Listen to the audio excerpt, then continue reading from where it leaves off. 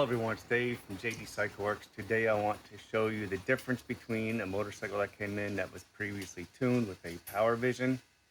It had a Reinhardt full exhaust system and a high flow air filter on it with an SNS 475 cam.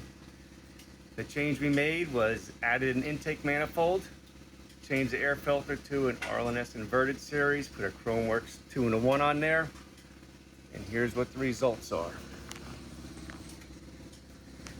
Check this out. This bike came in with 108 foot-pounds of torque, 94 horsepower. Now has 117 foot-pounds of torque and 115 horsepower. This is like a big old, call it the Big Dipper there, you know. That's what a bad exhaust system and bad tuning and bad everything just gets you with all that money you spend.